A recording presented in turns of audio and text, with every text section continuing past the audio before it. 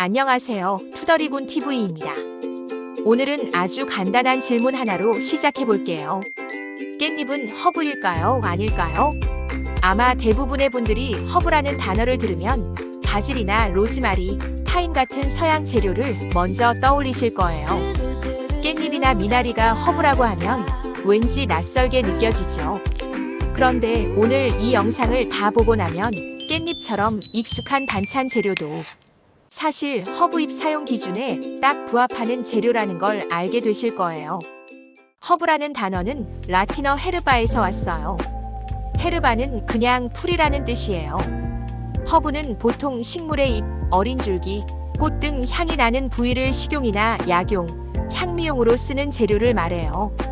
반면 씨앗이나 껍질, 뿌리처럼 딱딱한 부위를 건조하거나 가공해서 쓰는 건 스파이스, 우리말로 향신료라고 불러요.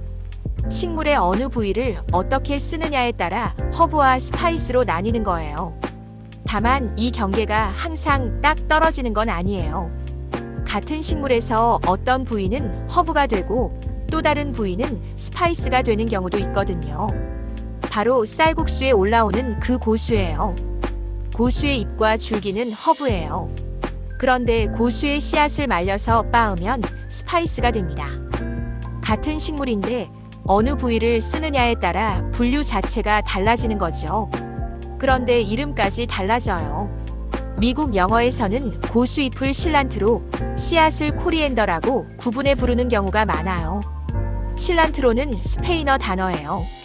고수잎을 뜻하는 스페인어 이름이 미국 영어로 들어오면서 자리를 잡은 거예요. 반면 영국에서는 잎이든 씨앗이든 전부 코리앤더라고 불러요. 그러니까 미국 레시피에서 실란트로가 나오면 고수잎이고 영국 레시피에서 코리앤더 시드가 나오면 씨앗이에요. 같은 식물인데 나라마다 부위마다 이름이 달라지니까 헷갈릴 수밖에 없죠. 코리앤더라는 이름은 고대 그리스어에서 왔는데 빈대처럼 독특한 향이 난다고 해서 붙은 이름이에요. 우리나라에서도 고수를 빈대풀이라고 부르는 지역이 있어요. 동서양이 따로따로 같은 결론에 도달한 거죠. 고수를 싫어하는 사람들의 직감이 완전히 틀린 건 아니었던 셈이에요. 자, 그럼 본격적으로 허브 이야기로 들어가 볼게요. 우리가 요리할 때 자주 만나는 허브들, 어떤 것들이 있을까요? 바질은 이탈리아 요리의 상징이에요. 토마토 소스나 피자 위에 올라가는 초록잎 보신 적 있죠? 신선할 때는 달콤하고 약간 후추향이 나는데 열을 가하면 향이 확 날아가 버려서 요리 마지막에 올리는 게 포인트예요. 로즈마리는 바늘처럼 가늘고 뾰족한 잎이 특징이에요. 닭고기나 감자 구이에 올리면 나무 향이 배어들면서 풍미가 깊어지는데 열에 강해서 처음부터 넣고 익혀도 향이 잘 살아있어요. 타임은 로즈마리보다 훨씬 작은 잎인데 고기 요리나 수프에 넣으면 은은하게 향이 배어들어요. 유럽에서는 부케가른이라고 해서 월계수잎, 파슬리, 타임을 한 묶음으로 묶어 수프 냄비에 넣는 전통이 있어요. 딜은 깃털처럼 가볍게 생긴 잎이 특징이에요. 연어나 생선 요리에 많이 쓰이는데 북유럽과 동유럽에서는 피클을 담글 때 딜 씨앗을 함께 넣기도 해요. 여기서 또 재미있는 점이 있어요. 딜의 잎은 허브이고 딜의 씨앗은 스파이스가 되거든요. 민트는 종류가 굉장히 많아요. 페퍼민트, 스피어민트, 애플민트 등 수십 가지 변종이 있는데 공통적으로 시원하고 청량한 향이 특징이에요. 차로도 마시고 디저트에도 쓰고 고기 요리에도 활용해요. 허브 이야기가 나왔으니까 허브를 집에서 직접 키우는 이야기를 안 할 수가 없어요. 저도 베란다에서 애플민트를 키워봤는데요. 생각보다 훨씬 쉬웠어요. 물 너무 많이 주지 않고 햇빛만 잘 들어오면 알아서 쑥쑥 자라거든요.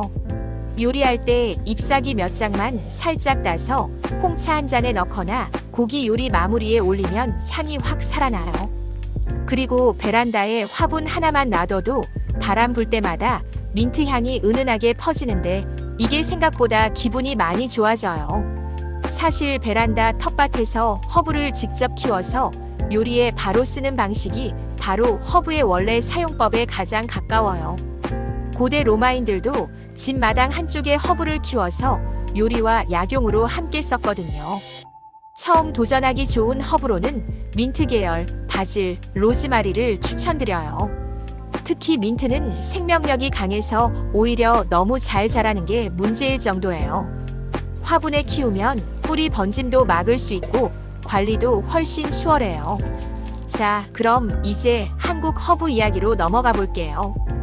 허브는 서양 것이고 우리나라 재료는 허브가 아니라는 생각, 과연 맞는 걸까요? 허브와 스파이스의 구분은 문화권의 문제가 아니라 식물의 사용 부위와 용도의 문제예요. 이 기준에서 보면 우리 주변 재료들 중에도 허브 역할을 하는 것들이 꽤 있어요. 깻잎을 볼게요. 깻잎은 영어로 코리안 페릴라, 한국의 페릴라예요. 잎을 향미 목적으로 쓰는 방식이 허브 사용 기준에 부합하는 재료이고 이탈리아 밀라노의 한 양조장에서 깻잎 향을 살린 에일 맥주를 출시한 사례도 있어요. 깻잎을 불판에 올린 삼겹살 한 점에 싸먹는 순간 깻잎은 바질처럼 고기 위에 또 다른 향의 층위를 더하는 역할을 해요.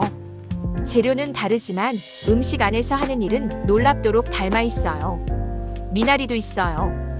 미나리는 영어로 워터 파슬리예요. 파슬리와 같은 미나리과에 속하는 식물이에요. 물론 파슬리와 미나리는 서로 다른 식물이지만 같은 과에서 나온 사촌 정도로 볼 수 있어요. 곰탕이나 매운탕 마지막에 미나리 한 줌을 넣으면 무거워진 국물의 향이 정리되면서 입안이 리셋되는 느낌이 나죠. 서양 요리에서 허브가 육수나 생선 요리의 향을 정리하는 역할과 비슷하게 볼 수 있어요. 단군 신화에도 나오는 쑥은 아르테미시아라는 식물 속에 속해요. 유럽에서도 같은 속에 비슷한 종으로 에일 맥주를 만들거나 소화를 돕는 약초로 오래전부터 사용해온 역사가 있어요. 단군 신화 속 곰이 먹었던 쑥과 유럽의 허브 맥주 원료가 같은 식물은 아니지만 같은 속에서 동서양이 각자의 방식으로 약초이자 향채로 써온 거예요. 방아잎이라는 식물도 있어요. 경상도와 전라도 일부 지역에서 추어탕이나 생선 국물 요리에 넣는 향채예요. 서울에서는 낯선 재료지만 남부 지역에서 국물 잡내를 잡고 향을 더하는 전통 향채로 써온 재료예요. 허브가 요리 안에서 하는 역할과 정확히 같아요. 그렇다면 왜 우리는 깻잎과 미나리와 쑥을 보면서 허브라는 말을 자연스럽게 떠올리지 못했을까요? 이건 재료의 문제가 아니라 언어와 인식의 문제예요. 서양 요리 문화가 기준이 되면서 허브는 외국에서 온 것이라는 이미지가 굳어졌고 우리의 향채들은 나물이나 반찬 재료로 따로 분류됐어요. 서양 허브처럼 보이지는 않지만 깻잎도 바질처럼 요리의 향에 층위를 더하는 역할을 한다는 점에서 그 기능은 같아요. 스파이스 이야기도 잠깐 할게요. 허브가 향을 더하는 재료라면 스파이스는 역사 자체를 바꾼 재료예요. 후추, 정향, 육두구를 손에 넣기 위해 콜럼버스가 대서양을 건넜고 바스코다 가마가 아프리카 희망봉을 돌았어요.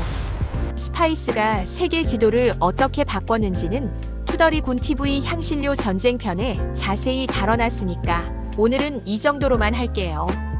오늘 투더리 군 TV에서는 허브와 스파이스의 차이부터 우리가 매일 먹던 깻잎과 미나리가 왜 허브로 볼 수 있는지 그리고 베란다 화분 하나로 시작하는 홈가드닝까지 이야기해봤어요. 깻잎이나 방아잎이 사실 허브와 같은 역할을 해왔다는 거 이제는 아셨죠? 다음 2부에서는 허브와 스파이스가 식탁을 벗어나 어떤 여정을 걸었는지 이야기해드릴 거예요. 약사들이 알코올에 허브를 담가 팔던 중세 술집 이야기, 흑사병 의사들이 새부리 모양 가면 안에 채워 넣은 향료 주머니 이야기, 그리고 아로마와 포프리까지. 지금 구독과 좋아요 눌러두시면 다음 편 놓치지 않으실 거예요. 투더리군 TV는 다음에도 더 흥미로운 이야기로 찾아올게요.